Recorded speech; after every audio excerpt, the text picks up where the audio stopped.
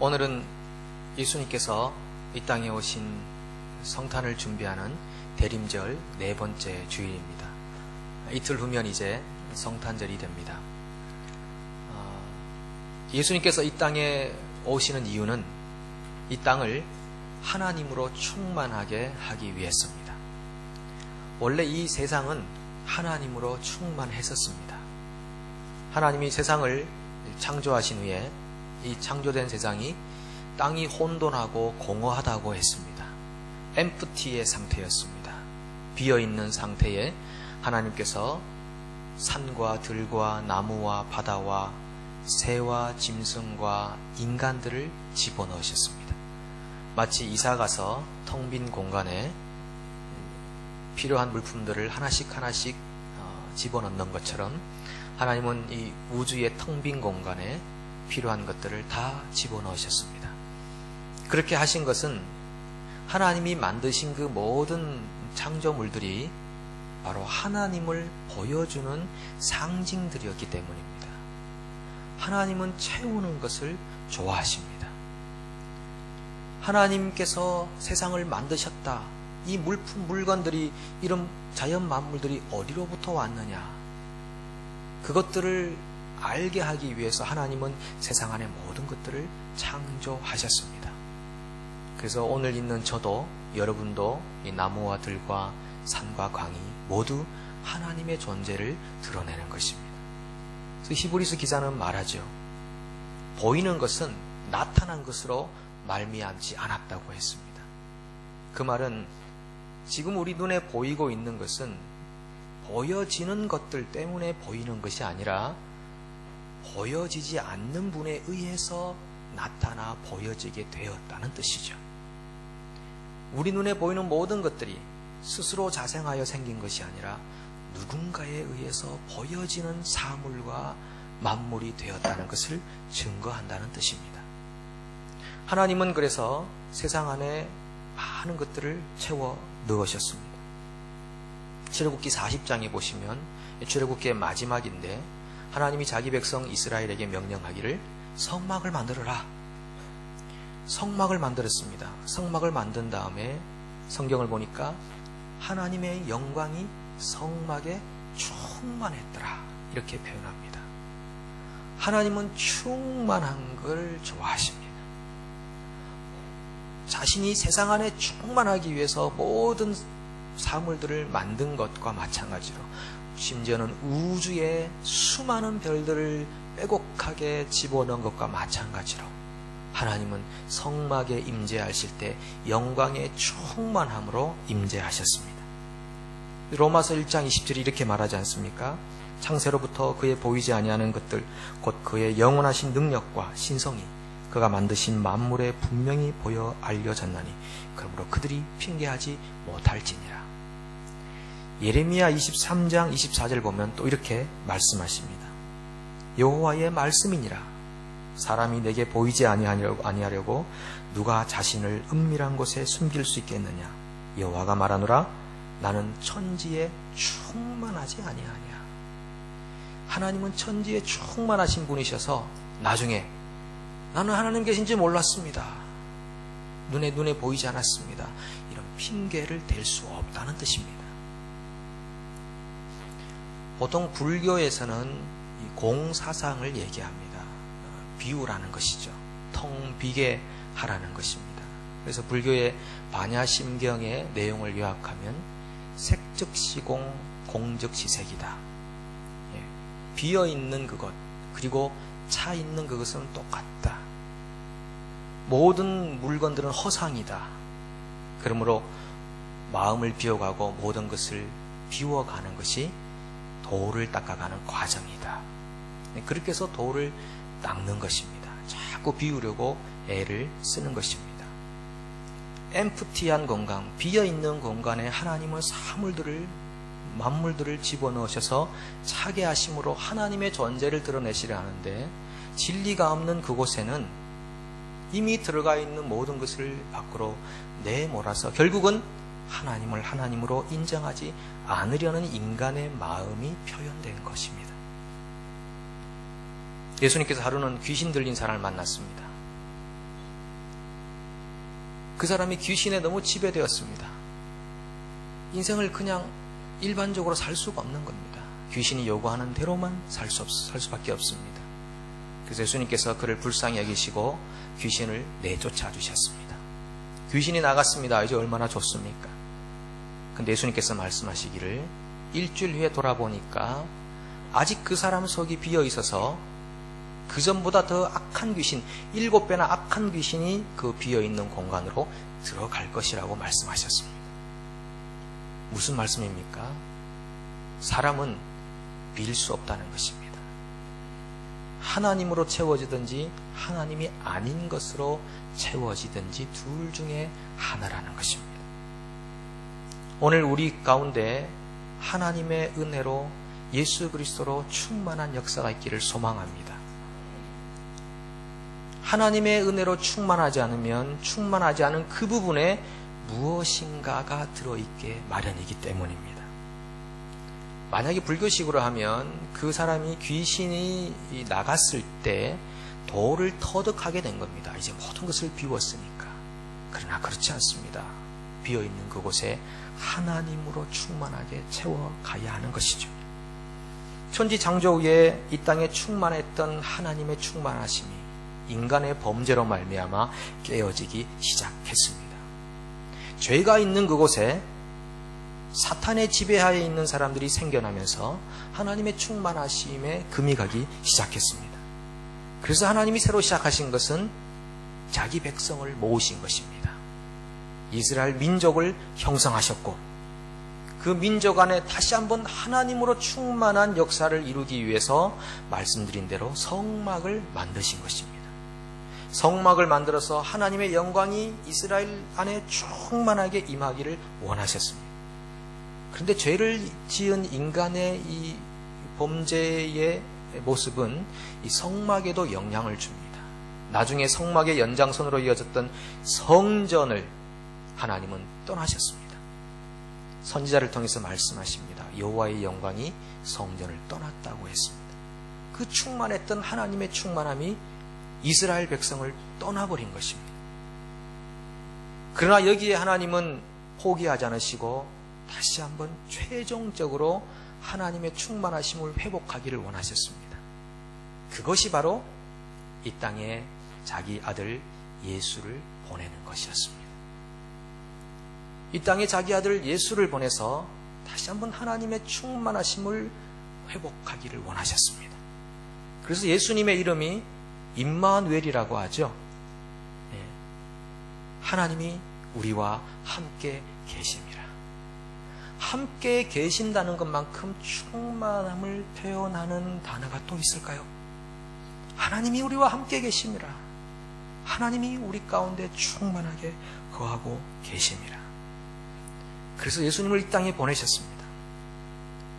오늘 본문에 보니까 그 예수님을 교회의 머리로 세우셨다. 그렇게 말씀하십니다. 교회. 하나님은 교회라는 이름만 들어도 가슴이 쿵쾅쿵쾅쿵쾅 뛰십니다. 창세전부터 이 교회를 꿈꿔왔습니다. 왜요? 교회는 세상 안에 충만하게 펼쳐질 것이기 때문입니다. 온 세상에 교회가 생겨날 것이기 때문입니다. 그래서 모든 교회들이 하나님이 만물을 창조했다는 것을 보여주는 귀중한 공동체가 될 것이기 때문입니다. 그래서 하나님은 예수를 보내시고 그 예수를 교회의 머리로 삼아 주셨습니다. 교회는 그래서 표현하자면 예수가 충만한 공동체입니다. 예수가 충만한 공동체. 충만하다는 뜻이 무엇일까요? 그것을 한 3가지로 오늘 함께 나눠보고자 합니다. 충만이라는 게 무엇이냐? 우리가 연애할 때를 한번 상상해 보시기 바랍니다. 연애할 때 누군가를 사랑하고 좋아합니다. 그러면은 무슨 일을 해도 그 남자가 떠오르고 무슨 일을 해도 그 여자가 떠오릅니다. 비슷한 사람이 지나가기만 해도 그 남자가 생각이 나고 그 여자가 생각이 나서 가슴이 두근두근 거리지 않습니까? 안 그러셨군요? 가슴이 뛰는 거죠. 비슷한 사진만 보고 그 사람이 했던 말이 비슷하게 들려와도 가슴이 두근두근 바뀌지 않습니까? 근데 그게 사랑의 관계인데 사랑이 식어버리면 어떻게 됩니까? 그 사람과 비슷한 사람만 지나가도 가슴이 철렁 내려앉지 않습니까? 큰일 났다. 내 주위에 있지 않은가? 뭐 이런 생각이 두려운 마음이 들지 않습니까? 충만이라는 것은 사랑의 관계죠. 사랑이 충만할 때, 그 남자가 충만하고 그 여자가 충만할 때 늘 그 여자 생각, 그 남자 생각으로 가득 차게 되는 것이죠. 교회가 예수로 충만하다는 것은 예수를 사랑한다는 겁니다. 여러분, 예수를 사랑하십니까? 예수를 사랑하셔야 돼요. 우리가 사랑할 대상은 예수님입니다. 그래서 성경은 우리에게 첫사랑을 회복하라, 충만함을 회복하라, 잃어버린 사랑을 다시 찾으라, 그렇게 우리에게 권면하지 않습니까? 그래서 성경은 종종 우리에게 교회와 예수님과의 관계를 신랑과 신부에 비유해서 설명해 주십니다. 저는 우리 성도님들이 가끔 간증할 때 들어보면 참 은혜가 됩니다. 우리 주님의 교회 간증을 많이 들어보셨지만은 뭐 보통 얘기하는 것처럼 내가 이런 일로 성공을 했다, 많은 부를 획득하게 되었고, 이런 간증 안 하시더라고요. 안 하시고 내가 마음이 가난하게 되었어요, 예수님을 만나게 되었어요, 내 인생이 달라졌어요, 가치관이 바뀌었어요, 새로운 삶의 길을 찾게 되었어요, 얼마나 기쁜지 몰라요, 상황과 환경은 막혀 있어도 분명한 인생의 목표가 무엇인지 알게 됐어. 이런 간증을 들을 때마다 얼마나 가슴이 따뜻해지는지 모릅니다.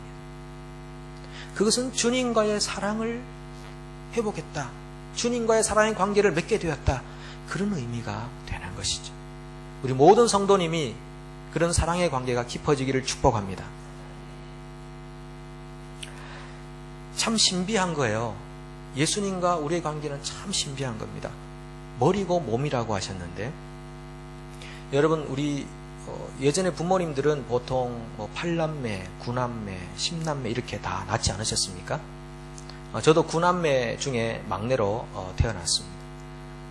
그런데 종종 자식들이 부모님을 이렇게 다시 한번 떠올리고 상기할 때, 우리 아버지는, 우리 어머니는 우리 수많은 형제들 중에서 나를 제일 사랑했어, 그런 분들이 계시더라고요. 여러분들은 아니군요. 예. 그런 부모님은 굉장한 부모님들이죠. 어떻게 한 아버지, 한 어머니가 10명씩을 사랑하는데 자식들이 나를 제일 사랑했어, 이렇게 표현할 수 있냐는 거예요. 어떻게 그렇게 표현하도록 부모님이 사랑을 주느냐는 것입니다. 참 신기한 겁니다. 100% 사랑을 느꼈다는 것이거든요. 물론 반대로 우리 아버지는 나를 제일 미워했어, 그런 가정도 있겠죠. 엮이는 과정이 될 수밖에 없지 않습니까? 숨기는 과정은 정말 나를 가장 사랑했다고 표현할 것입니다. 이 남녀 간의 사랑이라는 것은 내가 누군가에게 100%를 주면 다른 사람들에게 줄 게 없어요. 물론 50% 나누어서 이렇게 두 사람에게 주기도 하고 10%씩 10명에게 주기도 하지만, 사랑을 100%로 본다면 남녀 간의 사랑은 더 이상 줄 수가 없는데, 이 부모님이 자식을 향한 사랑, 이 사랑은 예수님과 우리 교회의 사랑과도 같은 것입니다. 예수님은 우리 교회를 너무너무 사랑하시는데 여러분 한 분 한 분을 가장 사랑하십니다. 만약 여러분 나는 예수님에게 덜 사랑받는 것 같아, 이런 분들만 모인 공동체를 생각해 보십시오. 얼마나 참석하기 싫은 공동체겠습니까? 얼굴도 구겨져 있고 늘 불만에 차 있고 불평에 차 있다. 그런데 모든 성도가 예수님은 나를 가장 사랑해, 나를 가장 사랑해, 이런 분들이 모여 있으면 얼마나 따뜻한 공동체가 되겠냐고. 사람들이 거저 오고 싶은 공동체가 되지 않겠습니까? 그게 가능한 겁니다. 여러분 성경을 한번 보십시오. 이 아브라함하고 거지 나사로를 한번 비교해 보십시오. 예수님과 우리와의 사랑의 관계는요, 상대평가가 아닙니다. 절대평가예요. 만약에 거지 나사로가 아브라함 보면서 야, 아브라함은 하나님 믿고 양떼, 소떼도 늘어나고 자식도 잘 되고 막 거부가 되었다는데 거지 나사로는 자기는 뭐 절당 이미 망해 있었지만은 아무것도 가진 것도 없고 남의 거 빌어서 먹고, 아니 나사로라는 이름이 하나님을 의지하는 사람이라는 뜻이거든요. 하나님을 의지해 살아가는데도 평생 거지로 살고 죽었다고요. 그렇으면 비교하는 상대평가로 하나님 사랑을 체험했다면 절대 만족할 수 없습니다. 하나님을 경험할 수 없어요. 그런데 나사로는 아브라함의 품에 갔다고 그랬습니다. 그것은 하나님의 사랑을 의심하지 않았다는 것입니다. 여러분 중에 상대적으로 평가해서 덜 사랑받는다고 생각되시는 분 있습니까? 그렇지 않습니다. 하나님은 우리의 각자 한 사람 한 사람에게 100%의 사랑을 주시는 줄로 믿습니다. 최초의 사도 야고보 사도가 최초로 순교를 했습니다. 참수형을 당했거든요. 헤롯에게. 그 사도와 똑같은 사도인데 사도 요한은 가장 오래까지 살아남았습니다. 만약에 상대적으로 평가한다면 이 야고보 사도는 견딜 수 없는 분노가 일어날 것 같습니다. 왜 나는 가장 먼저 죽이셨습니까? 조금 더 살아남아서 좋은 일 많이 하고 싶었는데, 복음 전하고 싶었는데 어떻게 저를 그렇게 먼저 데려가십니까? 서운한 거죠. 그러면 주님과의 사랑의 관계는 이어져 갈 수 없습니다. 근데 야고보 사도는 그렇게 하지 않았습니다. 야고보 사도가 더 억울할 수 있는 건 뭐냐면, 야고보 사도가 헤롯에서 참수형을 당할 때는 하나님은 가만히 계셨는데, 그 다음에 베드로 사도를 헤롯이 죽이려고 할 때는 하나님이 천사를 보내셨어요. 그래서 베드로 사도를 감옥에서 나오게 도와주셨습니다. 이렇게 언페어한 것이 어디 있습니까? 불공평하죠.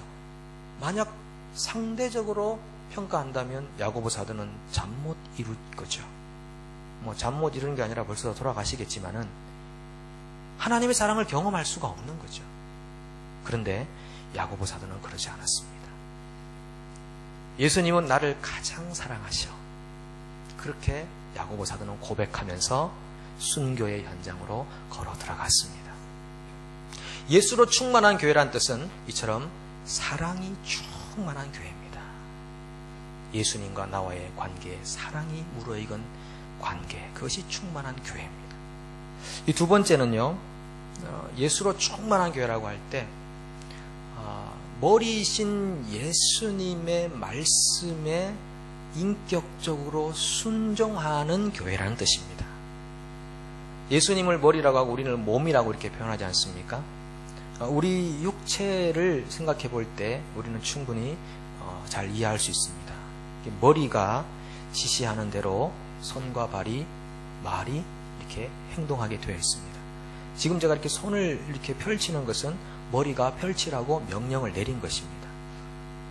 그리고 지금 이 말을 하는 것은 머리가 이미 이 말을 하라고 명령을 내린 것입니다. 이럴 때 건강한 몸이 되는 거죠.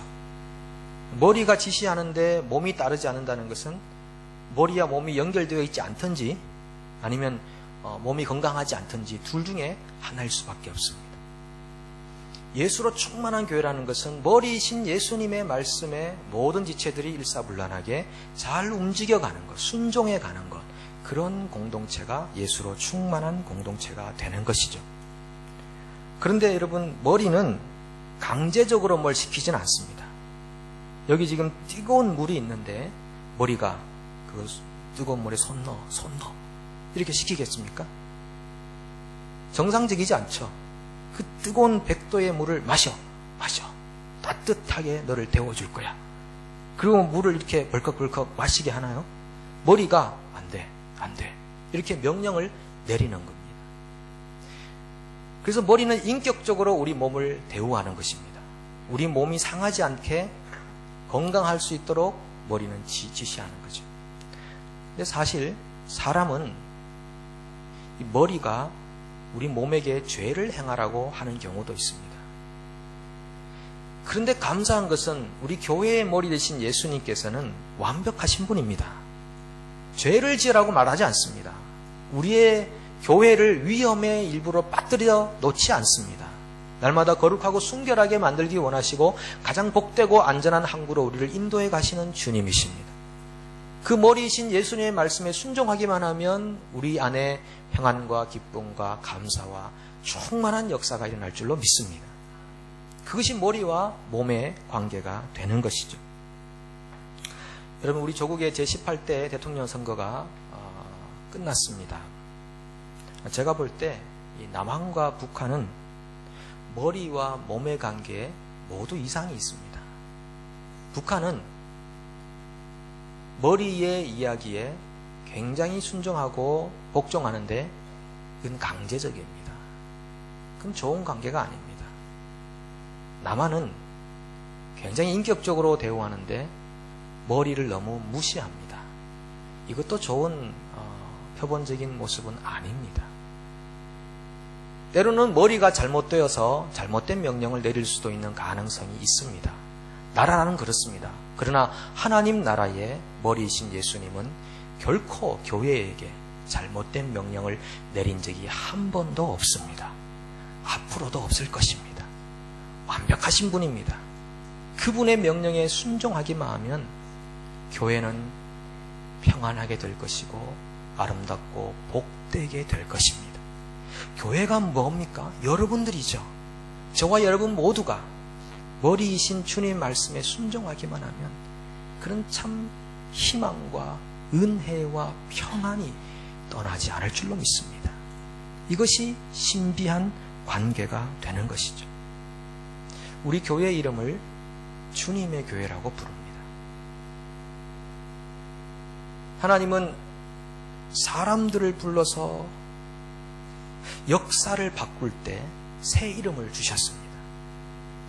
아브라함을 아브라함으로, 사레를 사라로 고쳐주셨습니다. 야곱을 이스라엘로 고쳐주셨습니다. 시몬을 베드로로 고쳐주시고 사울을 바울로 고쳐주셨습니다. 이름을 고칠 때에는 굉장한 의미를 부여하는 것입니다. 역사의 새로운 한 페이지를 쓰겠다는 것입니다. 그 개인도 마찬가지고 그를 통해 이루어지는 세상 역사도 마찬가지고 하나님의 나라의 역사도 마찬가지입니다. 우리는 주님의 교회라는 이름을 부여받았습니다. 주님의 교회라는 이름은 예수를 주님으로 인정한다는 교회입니다. 그렇다면 머리이신 주님의 명령에 가장 잘 순종하는 교회가 되어야 합니다. 오클랜드에서뿐 아니라 전 세계에서 주님의 교회는 머리이신 주님 말씀에 가장 잘 순종하는 교회가 되어야 합니다. 주님이 우리에게 명령하신 명령을 한마디로 하면 무엇이겠습니까? 내가 너희를 사랑한 것 같이 너희도 서로 사랑하라. 이것이 새 계명이라고 하지 않았습니까? 봉사하는 것도 사랑으로, 복음 전하는 것도 사랑으로, 예배하는 것도 사랑으로, 교제하는 것도 사랑으로. 그렇게 주님 명령에 순종하는 주님의 교회가 되어야 할 줄로 믿습니다. 예수로 충만하다는 의미가 첫 번째는 예수를 참 사랑하는 교회라는 뜻이고, 두 번째는 예수의 말씀에 순종하는 교회라는 뜻이라고 했습니다. 마지막 세 번째는 교회 구성원들이 좋은 팀워크를 이루는 교회입니다. 이 교회가 예수로 충만한 교회가 됩니다. 왜 그러냐 하면 하나님께서 세상을 만드시고 모든 만물 안에 하나님이 만물을 창조했다는 것을 보여주신 다음에 죄가 세상에 들어와서 하나님의 충만함이 깨어지고 가장 먼저 일어난 현상이 뭐냐 하면 아담과 하와의 관계의 파괴입니다. 서로가 서로를 핑계대는 겁니다. 저 남자 때문에, 저 여자 때문에, 저 뱀 때문에 하나님이 창조하신 창조물과의 관계들이 서로서로 깨어지는 것입니다. 그렇게 에덴 동산에서 좋은 팀워크를 이루던 아담과 하와와 짐승들과의 관계가 깨어집니다. 이 땅이 엉겅퀴가 나고 가시가 막 나타나기 시작합니다. 서로가 서로를 도와주어야 할 피조물들이 서로가 서로를 적대하는 관계로 파괴되었습니다. 그래서 예수로 충만하다는 것은 다시 좋은 팀워크를 이루어 간다는 것으로, 회복한다는 것으로 말씀드릴 수 있습니다. 지난 2012년 런던 올림픽에서 우리 대한민국 축구팀이 사상 처음으로 동메달을 땄습니다. 상상 이상으로 너무너무 잘했습니다. 특별히 또 감사한 것은 우리 국내 선수가 감독이 되어 나갔던 그런 경기였습니다. 홍명보 감독이 이끌었던 올림픽 축구 대표팀이 동메달을 땄습니다. 굉장한 일입니다. 그런데 이 홍명보 선수는 10년 전에 이 경기를 잊어버릴 수가 없다고 했습니다. 2012년에서 10년 거슬러 가면 2002년이지 않습니까? 2002의 월드컵 경기를 잊어버릴 수 없는 것이죠. 그 경기에서 히딩크 감독을 만났고 거기서 많은 것들을 실전 경험을 쌓고 배울 수가 있었습니다. 그래서 2002년도에도 우리가 그 넘기 힘들었던 나라들을 넘었습니다. 포르투갈 같은 나라, 이탈리아 같은 나라, 스페인 같은 나라들을 하나씩 극복해 나갔습니다. 히딩크 감독이나 홍명보 감독이 이렇게 말합니다. 축구 경기에 가장 중요한 것은 팀워크이다. 각자의 기량이 아무리 좋아도 서로 간의 친밀감이 없으면 그 어떤 경기도 이겨낼 수 없다는 이야기입니다. 이런 이야기들은 어느 정도 하나님의 진리를 내포하고 있는 것입니다. 하나님으로 충만한 땅은 사람들과의 팀워크가 좋은 것입니다. 서로 양보하고 서로 친밀하고 서로 격려하면서 함께 만들어가는 그 공동체가 얼마나 하나님의 충만하심을 세상에 드러낼 수가 있겠습니까? 미국의 잡지인 타임지에 귀한 기사가 몇 년 전에 실렸습니다. 에릭 바이헨메이어라는 한 사람이 에베레스트 산을 정상을 극복했다. 정상에 올랐다라는 것은 기사였습니다. 특별한 점은 어떤 부분이냐면 이분이 만 13세 때 망막이 손상을 당해서 시각장애인이 되었습니다. 8,000m가 넘는 산을 산악 전문인들도 10명 중에 1명 정도 겨우 오를 수 있는 그 산을 시각장애인인 에릭이 정상까지 올라갔다는 그런 기사가 실린 거죠. 어떻게 그곳까지 올라갈 수 있었겠습니까? 2년 전부터 그의 친구들과 함께 그 등산을 계획했습니다. 그리고 그 친구들은 날마다 친밀감을 가졌습니다. 좋은 팀워크를 이루었습니다. 아니 정상적인 사람도 오르기 힘든 그곳을 시각장애인 친구를 데리고 함께 극복해가면서 그 정상까지 올라갔다가 내려왔습니다. 얼마나 기가 막힌 팀워크입니까? 팀워크라고 하는 것은 시각장애를 극복하게 했습니다. 그리고 굉장히 높은 산을 극복하게 했습니다. 우리 주님의 교회가 만약에 진리 안에서 좋은 팀워크를 가진다면 혹 우리 주위에 좀 병든 분들이 계셔도 영적으로 약한 분들이 계셔도 그런 분들을 일으켜 세워서 함께 우리 앞에 놓인 산들을 정복하지 않겠습니까? 그런 능력이 우리 속에 다 있는 것입니다. 중요한 것은 우리의 관계가 친밀감으로 본딩되는 것입니다. 함께 사랑의 띠로 묶여지는 것입니다. 그렇게 할 때 예수로 충만한 교회가 세상의 그 어떤 험준한 산령들을 하나씩 넘어갈 것이며 세상의 그 어떤 죄와 거룩하지 않은 것들도 어떤이 극복해가는 공동체가 될 줄로 믿습니다. 사랑하는 여러분, 오늘 우리는 예수님께서 오시는 귀한 대림제를 보내고 있습니다. 우리 교회가 예수로 충만했으면 좋겠습니다. 예수님을 더 깊이 사랑했으면 좋겠습니다. 그분의 명령과 말씀에 더 인격적으로 순종했으면 좋겠습니다. 우리 서로가 좋은 팀워크를 이루었으면 좋겠습니다. 그래서 오늘 우리 2012년 12월 23일 주님의 교회 앞에 여러분의 인생 앞에 놓여진 그 어떤 문제도 절대 우리를 넘어뜨릴 수 없으며 우리는 그 모든 문제를 주님의 능력으로 산을 뛰어넘듯 뛰어넘는 역사가 저와 여러분들에게 있기를 간절히 축원합니다.